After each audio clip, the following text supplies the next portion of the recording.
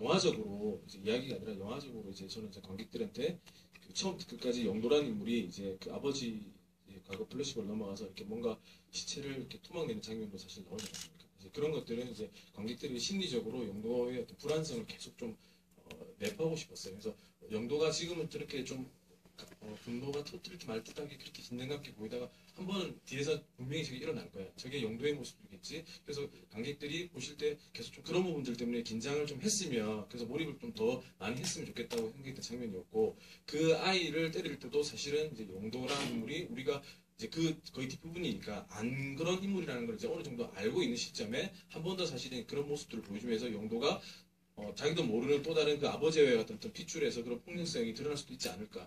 그리고 그 모습 자체가 사실 아버지의 모습이 아니라 영도의 어떤 먼 미래의 모습이 되지 않을까. 예, 그런 부분들을 사실 이제 장면적으로 좀 그런 긴장감을 주고 싶어서 만들었던 거고, 이제 그 아이가 그걸 내려다보는 거는 사실은 이제 어떤 순환 고리를 좀 만들고 싶었던 거기 때문에 처음과 가운데 등장하는 그 악몽의 얼굴 없는 아이의 모습이 이제 관객들은 누군지 잘 모를 것 같아서, 사실 이제 그때 그 아이가 그런 장면처럼 그 거의 죽어가는 자신의 아버지를 이렇게 내려다보는 그 모습에서 캐치를 할 수 있으면 마지막 그 뒤에 나타난 아이가 그 아이겠구나라는 걸 이제 장면적으로 이렇게 제가 연결 고리를 만들려고 사실 이제 그렇게 했던 거예요.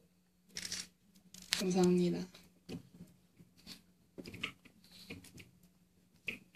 저 비슷한 질문을 예전에 감독님한테 한 적이 있었었는데, 감독님께서 그때 말씀하시기, 제 기억이 맞는지는 모르겠는데 그때 그러셨거든요.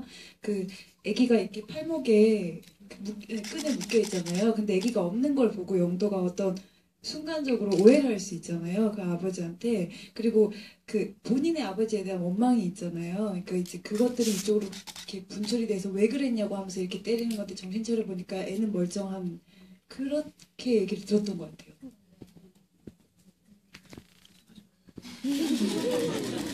그런 장면입니다. 다음 주 저기 사실은 이제 제가 항상 말씀드렸다시피 좀 민감한 소식이긴 하지만 유영철의 아들의 이야기를 사실 가져왔습니다. 그래서 이제 어떤 미화하거나 이런 그런 부분은 아니고, 유영철도 항상 사람으로서 이제 제가 모티브를 가졌던 부분이 그 아들에 대한 어떤 그 좀 자기가 그런 희대의 살인마임에도 불구하고 어쩔 수 없이 자기 아들에 대한 어떤 걱정들이 있었던 것 같아요. 사실 이제 그런 모티브를 이제 거기서 가져왔기 때문에 그 장면이 사실은 영도가 아버지를 봤던 그 얼굴이 다시 영도가 이제 마지막 죽음에 임박했을 때 자기의 어떤 그때 그 모습을 보게 되고, 사실은 그 어떤 특별한 상징성을 더 뭐 부각시켜서 말하기보다는 이제 아버지와 지금의 영도의 어떤 그 연결고리를 사실 이제 누군가는 뭐 SF냐 이렇게 물어보는 사람도 있긴 있었는데, 네, 사실 그건 아니고 이제 영도의 과거의 어떤 그 아버지가 영도를 자기 아들을 바라봤던 그 모습처럼 다시 영도가 힘든 삶을 겪고 있는 그 시점에 자기의 어떤 어릴 때 모습을 한 번 더 봤으면 좋겠다고 생각하고, 이제 곧 영도가 이제 그 뒤에는 이제 슬픈 일을 당하기 때문에 이제 우리가 뭐 소위 말하는 죽기 직전에 많은 일들 기억나듯이 그때 영도는 잊고 지냈겠지만 그때 그 아버지의 마지막 그 눈물 흘렸던 그 장면을 떠올리지 않았을까, 그 모습을 자기가 더 보면 더 보지 않았을까, 그렇게 생각을 해서 그 장면을 이제 만들어 놓은 것 같습니다.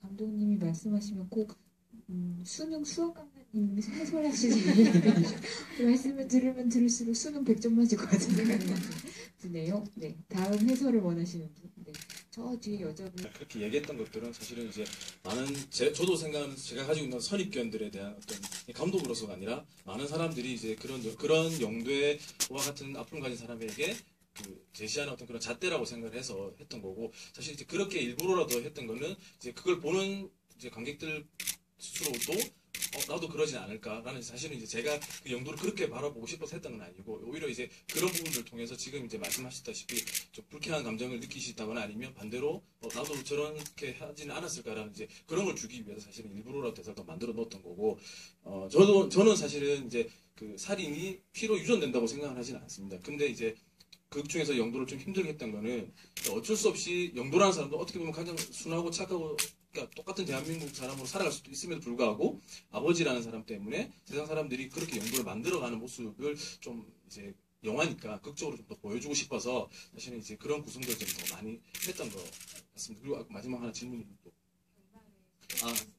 사실은 그 결말을 그렇게 지었던 거는, 저는 사실 이 영화를 저는 최대한 객관적으로 좀 주관적이 아니라 객관적으로 만들고 싶었어요. 왜냐하면 아까도 말씀드렸다시피 민감한 소재이기 때문에 사실은 피해자의 가족들도 엄청난 많은 피해를 고통을 가지고 있고 반대로 그런 가해자들도 자신이 원하지 않는 어떤 그런 상처들 계속 가지고 있다고 생각합니다. 근데 제가 주관적으로 어느 한쪽에 손을 더 들어서 그 이야기를 표현한다면 사실은 그게 더 문제가 좀 되지 않을까 하는 생각에 영화 시나리오 단계에서 그렇고 뭐 이렇게 촬영할 때도 배우분들하고 이야기했던 분들이 사실 굉장히 그런 부분들이었습니다. 근데 마지막에 해피엔딩으로 끝난다면 사실은 그게 조금 더 논란거리가 될 수 있다고 생각했고 저는 이제 그 부분이 사실은 영도가 죽었다고 생각한 게 아니라 아까도 말씀드렸다시피 그 캐릭터 한 인물이 살아갈 수 있는 그 세 가지의 방향, 그러니까 1도와 같은 삶, 0도와 같은 삶, 그리고 그 마지막에 살아나갔던 그 아이 같은 삶. 그러니까 그 세 가지의 삶을 이제 보시는 관객들이 선택을 하면 된다고 생각했기 때문에 그 0도를 죽였다는 게 아니라 0도, 그 순하고 그 착해있던 그 0도의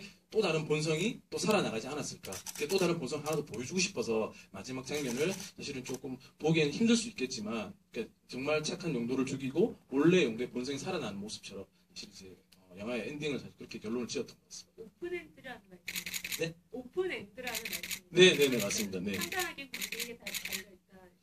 네, 사실 제가 또 뭐라고 이제 그 피해자와 가해자들의 어떤 한 손을 들어줄 수 있는 그건 아니었고, 이제 저는 이제 거기서 가져온 그 사람, 그 유영철이라는 살인 마지막, 또 어떻게 보면 한 사람 사람이고, 또 그 아이는 사실 아버지 때문에 또 그런 죄를 받아, 굴레를 짊어져야 되기 때문에 그런 모티브만 저는 좀 사실 영화에서 보여드리고 싶었고, 그거에 대한 어떤 선택과 판단들은 이제 각자의 어떤 맡기는 게 더 좋지 않을까 생각해서 가장 좀 차갑게 느껴질 수도 있는 부분들이 사실은 좀 제가 의도적으로 더 객관적으로 그것들을 좀 바라보고 싶었기 때문에 마무리를 어떻게 해서라도 그렇게 지을 수밖에 없었던 것 같습니다.